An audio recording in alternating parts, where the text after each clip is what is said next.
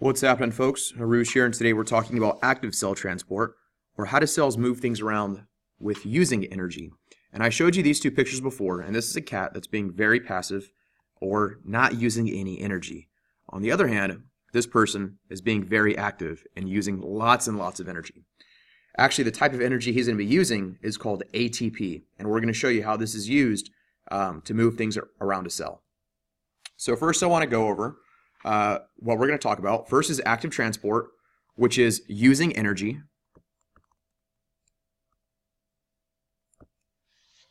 And three types of active transport. We're going to talk about the sodium-potassium pump, exocytosis, and endocytosis.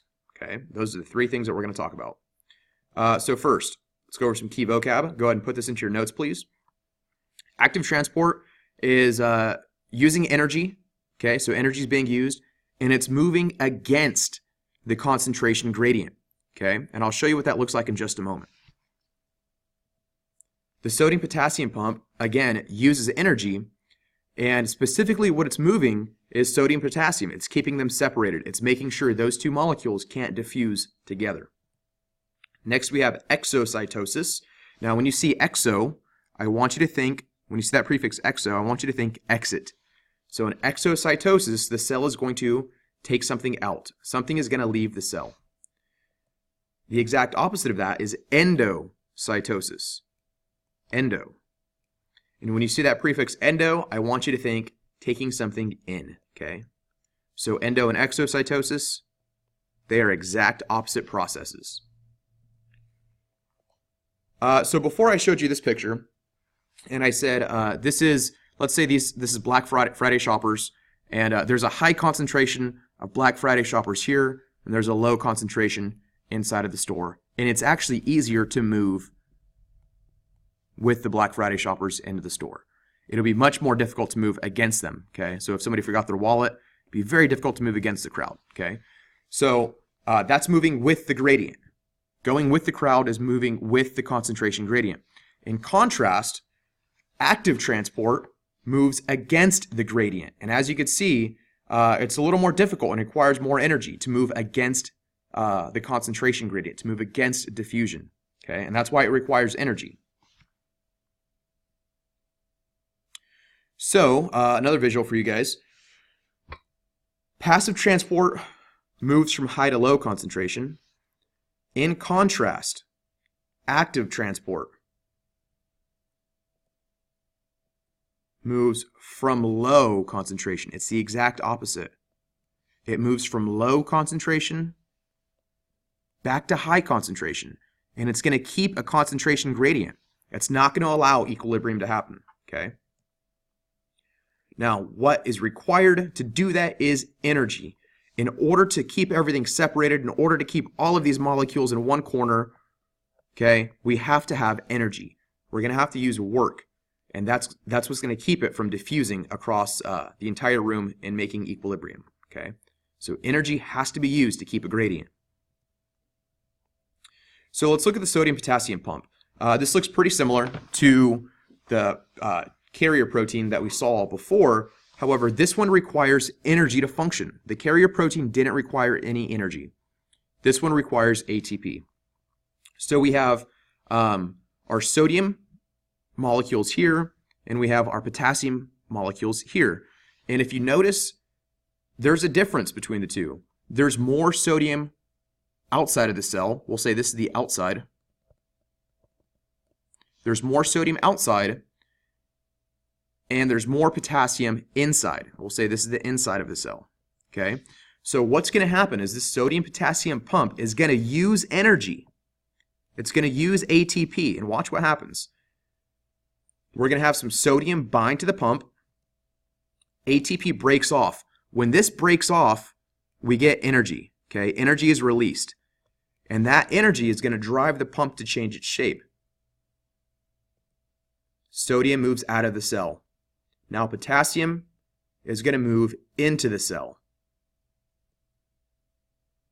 If we're going to do another round, we have to have another molecule of energy or another molecule of ATP. When this molecule breaks off, when that splits, energy is going to be released, and that's going to drive the pump to change its shape.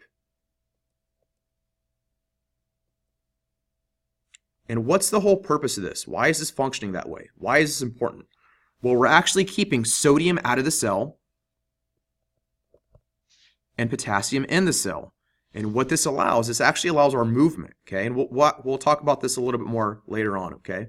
But the big idea is it keeps a concentration gradient and doesn't allow the sodium and potassium to mix with each other. It keeps them separated, or it keeps a concentration gradient. Go ahead and sketch this into your notes. What this is showing is that the sodium-potassium pump is requiring energy. It's requiring ATP. It's pumping the sodium, okay? This is the sodium, this is the potassium. It's pumping the sodium out of the cell, and it's pumping the potassium back into the cell. Give that a quick sketch. Try not to take too long on it, not too much detail.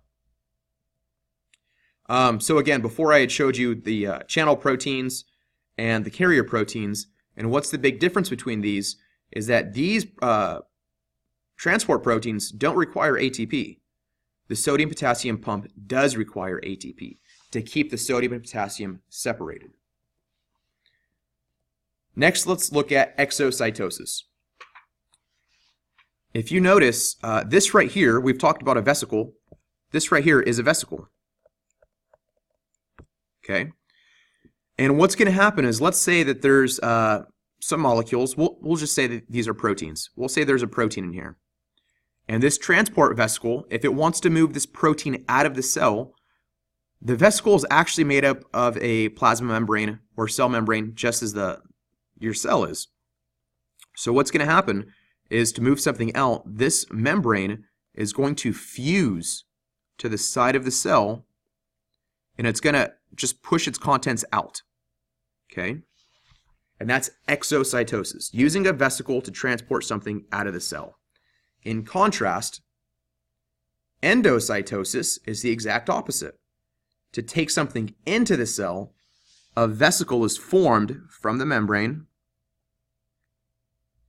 That vesicle, that cell membrane, is going to pinch off and create its own vesicle. It's going to create its own transport package. Okay? So exocytosis is to take something out. Endocytosis is to take something in. Both of these processes require energy, and both of them use a transport vesicle. So let's see a little animation what this looks like. Exocytosis, you have the cell membrane, and then you have the vesicle. Both of those are made of phospholipid bilayer. They're both made of the same things. Since they're made out of the same things, that transport vesicle can fuse to the membrane, so that's going to become one part, and it's just going to push that protein out. Okay? Endocytosis, the exact opposite. That protein is going to go to the cell membrane. It's going to go to the membrane. That membrane is going to fold in on itself. Okay? It's going to fold in. It's going to pinch off, and now it created a vesicle so it could transport that protein or that molecule or that substance. And the key idea is, both endo and exocytosis use energy, and they both use a transport vesicle, which is made out of a cell membrane, or which is made out of a phospholipid bilayer. So go ahead and give this a quick sketch. Put this in your notes, please.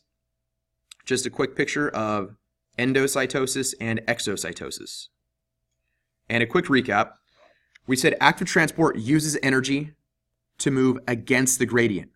Okay? In essence, it's moving from low concentration back to high concentration. Okay? That's moving against the gradient. The sodium-potassium pump uses energy. It uses ATP to keep sodium and potassium separated. It keeps sodium out of the cell and potassium in the cell. Next, we talked about exocytosis. Exo means to take something out or to exit. It uses energy and a vesicle to do that. And the exact opposite process is endocytosis. Endocytosis also uses energy and a vesicle to bring something in. Okay.